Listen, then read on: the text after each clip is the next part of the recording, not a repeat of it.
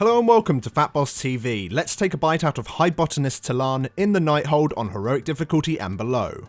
Phase 1. Tanks taunt off each other when your recursive strikes debuff drops, usually around the 6 stack mark. When you have this debuff, you'll be taking a portion of the boss's melee attacks as extra damage, even if you're not tanking him. So healers, make sure you keep both tanks topped up. You want to form 2 groups, one melee group and one range group at least 30 yards away from the boss. When the control chaos comes in, move from the series of 3 explosions. As you're spread 30 yards, only one of the groups will need to move from this.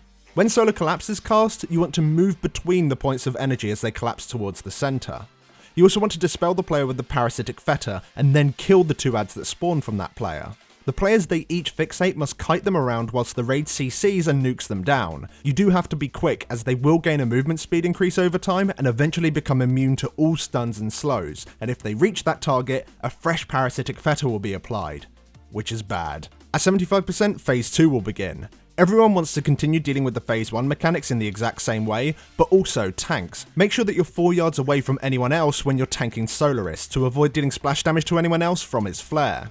When the plasma spheres spawn, you want to kill one immediately, then let your debuff drop, kill another one after that, then let your debuff drop, and then completely leave the final one alone. This will keep the explosion damage that they deal upon death to a minimum. Now at 50%, Phase 3 will begin. Everyone wants to continue dealing with the Phase 1 and 2 mechanics in the exact same way, but also, tanks, make sure you drag the bosses out of the healing pools that the new boss places on the ground. Everyone needs to make sure they avoid the toxic spores that spawn, and if the room becomes full of them, have somebody with an immunity run round and soak them all up. Players with the Call of Night must stand next to somebody for their full duration. Multiple Call of Night debuffs cannot stack on top of each other, otherwise they'll continue dealing ticking damage to the entire raid. Otherwise, just Bloodlust in Phase 3 and enjoy your loot. Thank you so much for watching, guys. If this video did help you out, then make sure you leave a like on it, and of course there is a full-length video guide for this encounter in the description below. Big shout out to all of our supporters over on Patreon, you guys rock. Thank you so much for your continued support, and once again, thanks for watching, guys, and we'll see you next time.